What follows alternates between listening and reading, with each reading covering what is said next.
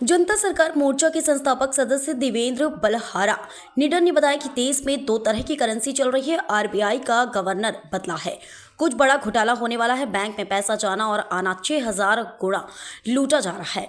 जनता को बैंकों की 90% बैलेंस शीट में लोन का जिक्र नहीं है। हवा में नोट छाप कर लोन दे रखे हैं। देश की जनता की असल प्रॉपर्टी के सम्मुख देश के अंदर दो नोट चलन के नोट चल रहा है।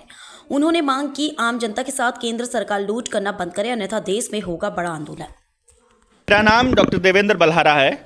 मैं जनता सरकार मोर्चा का संस्थापक सदस्य हूं और हम देश के अंदर शिक्षा, स्वास्थ्य, न्याय, राजनीति, खेती और धर्म में से पूंजीवाद को खत्म करने के लिए अपना मिशन शुरू किया है। हमारा मेन उद्देश्य जल, जंगल, जमीन, जानवर पर लोकल लोगों का अधिकार दिलवाना है। इसी क्रम में शिक्षा के इस मुहिम को आगे बढ़ाते हुए जब हमें बैंकों की कारगुजारी और उनकी ठगी का पता चला तो हमने आरबीआई से आरटीआई डाल करके, वित्त मंत्रालय से और भारत सरकार से आरटीआई डाल करके सवाल पूछे कि आप जो हमको कर्जे में रुपया दे रहे हो, क्या ये असली है? क्या ये भारत का रुपया है?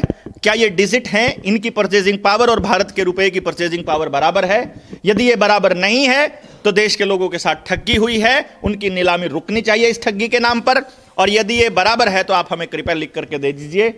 दुर्भाग्य की बात यह है कि पता नहीं किस दबाव में आकर के प्रशासन, एडीसी, एसडीएम, तहसीलदार आदेश जारी कर रहे हैं लोगों की जमीनों की कुर्की के और उनकी नीलामी के।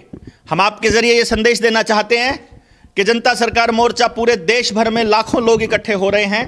किसान की कर्ज मुक्ति का आंदोलन लेकर के चला हुआ है। यदि आप लोगों ने विधि पूर्वक सही से जवाब नहीं दिया तो बड़ा आंदोलन होगा और जितनी सरकारें होंगी सब गिर जाएंगी। आप इस प्रकार से बता रहे हैं, क्या ऐसा प्रूफ है कि ये भारतीय मुद्रा नहीं है या जो आरोप लग रहे हैं किस प्रकार से? रुपया भारत की मुद्रा है, नोट भारत का नहीं है, वो आरबीआई का है। तो आरबीआई जिसका होगा वहां से चलता है। आरबीआई कहता है, जब लोकसभा में अरुण जेटली ने 200 टन सोना इंग्लैंड भेजने के बाद 2016 में अपनी बात कही थी, याद हो आपको? अगर 14 में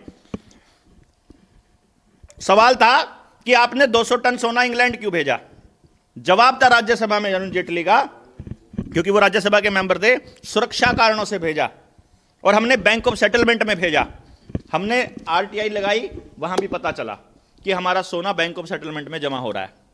साथ ही साथ ये किताब है जो सबूत है, जिस साक्ष्य जिसकी आप बात कर रहे हो, रुपया मूल्य का मापक या शोषण का साधन।